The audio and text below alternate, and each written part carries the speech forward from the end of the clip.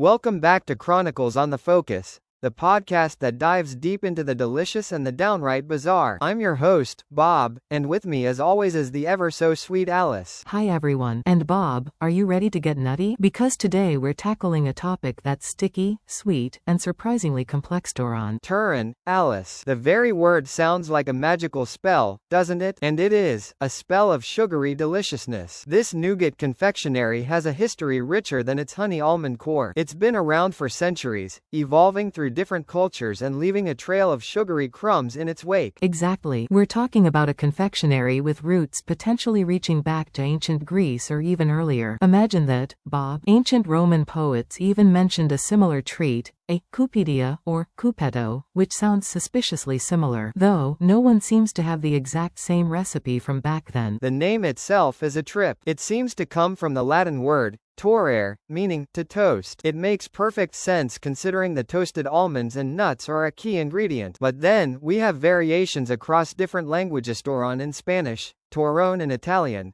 toro in Valencian.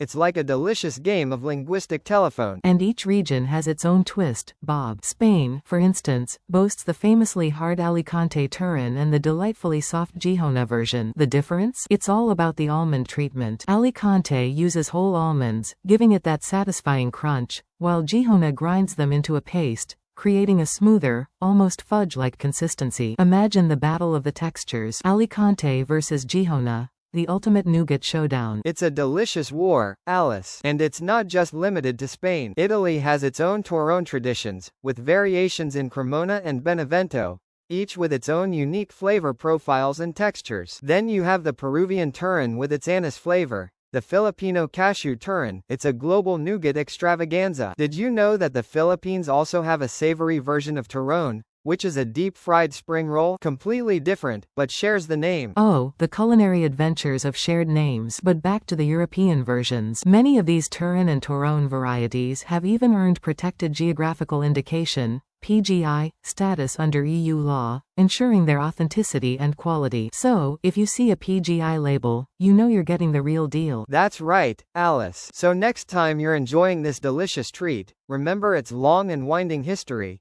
the cultural nuances in each bite, and the fascinating linguistic journey its name has taken. From ancient Roman recipes to modern-day variations, Turrón is more than just a sweet treat. It's a culinary time capsule. Indeed, Bob. A sweet, sticky, crunchy, and fascinating time capsule. And that's all the time we have for today's Chronicles on the Focus. Join us next time for another delicious deep dive.